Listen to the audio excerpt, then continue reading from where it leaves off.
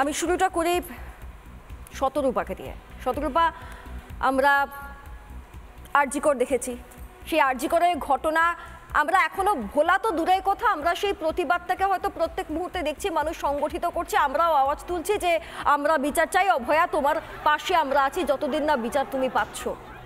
এই ঘটনাটা চলতে চলতে মূলত 24 ঘন্টার মধ্যে কুলতলি, যাত্রাগাছি, পটাশপুর, এই কোন রাজ্যে রয়েছি আমরা? অনেকেই জানে আমার বাড়িতে পুজো, এবং 1-2 বছরের পুজো নয়, 200 বছর পুরনো পুজো। আমাদের প্রায় এখন মনে হচ্ছে মা দুর্গা দোরগোড়া এসে গেছেন, এবং প্রতিদিন দুবেলা ঢাক, শঙ্খ, ঘণ্টা বাজিয়ে আরতি হচ্ছে। মায়ের আহ্বানের অপেক্ষায় আমরা আছি, বাড়ি শুদ্ধ লোক। কিন্তু বিশ্বাস করো সৃজিতা, আমার এই সমস্ত কিছুর আওয়াজ চিরে একটাই আওয়াজ আসছে, এই তোমরা একটু আগে দেখালে ছোট্ট মেয়েটার বাবা বারবার বলে যাচ্ছে যে 9 বছর, শুধু 9 বছর বয়স।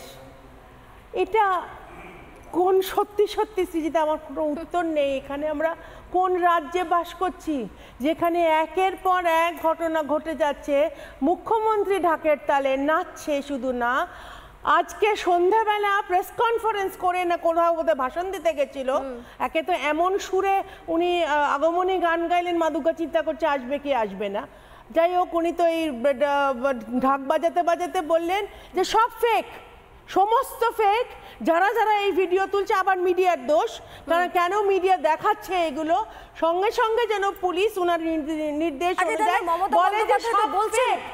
যে রাজ্যের মুখ্যমন্ত্রী, মহিলা মুখ্যমন্ত্রী, তার বিন্দু মাত্র অনুভব নেই, বিন্দু মাত্র ফিলিং নেই, বিন্দু মাত্র সেন্সিটিভিটি নেই, সেইখানে মা দুর্গার মানে দেবী পক্ষের সময় একের পর এক মেয়েদের নৃশংসভাবে শেষ হয়ে যেতে হচ্ছে। আর আমি আরেকটা শুধু আসছি আপনার কাছে, আসছি শতরূপাদি, আসছি আমি আপনার কাছে।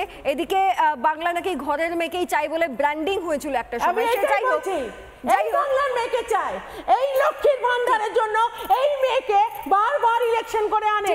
আমি সেই মহিলাদের উত্তর চাইছি, আমি সেই মহিলাদের কাছে। আজকে হয়তো সকলেই জেগেছে শতরূপাদি, জেগেছে শতরূপাদি। আপনি বলছিলেন মমতা বন্দ্যোপাধ্যায় বিভিন্ন জায়গায় যাচ্ছেন, আমি মমতা বন্দ্যোপাধ্যায়ের একটা বক্তব্য শোনাতে চাই, যেখানে তিনি বলছেন, আজকেই বলেছেন উৎসবে ফিরতে, আনন্দ করতে, এনজয় করতে বলেছেন। একবার শুনুন, তারপরে আসছি। পুজো শুরু হয়ে গেছে, আজকে তৃতীয়া না চতুর্থী, আধা চতুর্থী, আজ কাল আধা চতুর্থী, সবকিছু নিয়েই চলবে। একদম পুরো মন চুটিয়ে এনজয় করুন, অন্য কোনো দিকে তাকাবেন না। হৃদয়টা ভরে শ্বাস নিন, মনটা ভরে বিশ্বাস নিন, আর হৃদয়টা প্রাণের পুজোয় মাকে অর্পণ করুন।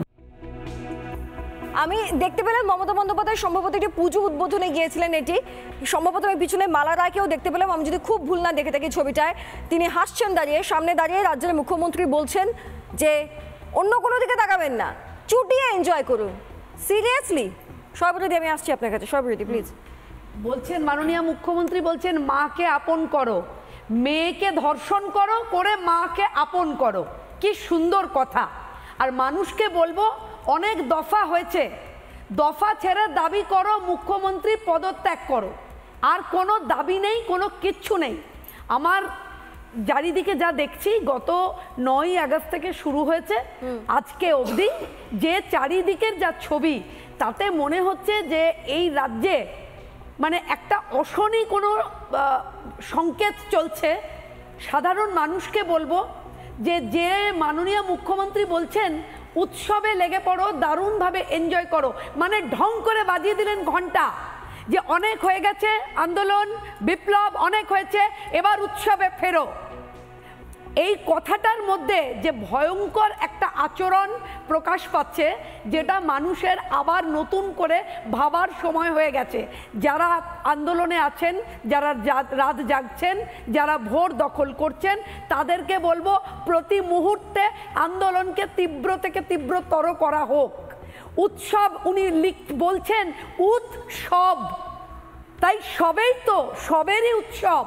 গোটা পশ্চিমবঙ্গ জুড়ে আমরা দেখলাম 9ই আগস্ট থেকে গতকাল অবধি কিংবা আজ পটাশপুর অবধি সবের উৎসব চলছে। এবং আমার রাজ্যে একজন মহিলা মুখ্যমন্ত্রী। এক সাংঘাতিক পরিস্থিতি রাজ্যে। মুখ্যমন্ত্রী নয়, পুলিশ মন্ত্রী। একদম পুলিশ মন্ত্রী, স্বাস্থ্যমন্ত্রীও বটে। গতকাল আমরা দেখলাম যে একটা চ্যানেলে দেখালো ডক্টর অনুভব মণ্ডল, তিনি মুখ ফুটে বলছেন যে 2021 সালেও যখন এই সন্দীপ ঘোষের বিরুদ্ধে আমরা আন্দোলন গড়ে তুলেছিলাম তখন বলা হয়েছিল প্ল্যাটিনাম জুবিলি যে ওনাদের যে বিল্ডিং সেখান থেকে ঝুলিয়ে দেব। সেখানে কে বলছে? আশিস পান্ডে, সৌমেন মাঝি, অভিষেক সেন। অবাক হতে হয়।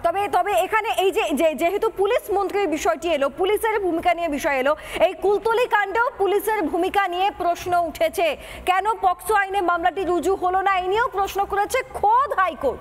যাই হোক, এই পুলিশের ভূমিকা নিয়ে কুলতলির মানুষ কি বলছে শুনুন, অভয়ার পরিবার অতি অবশ্যই কি বলছে শুনুন, আর শুনুন রাজ্যের মুখ্যমন্ত্রী মমতা বন্দ্যোপাধ্যায় তিনি আজকেই কি বলেছেন শুনুন।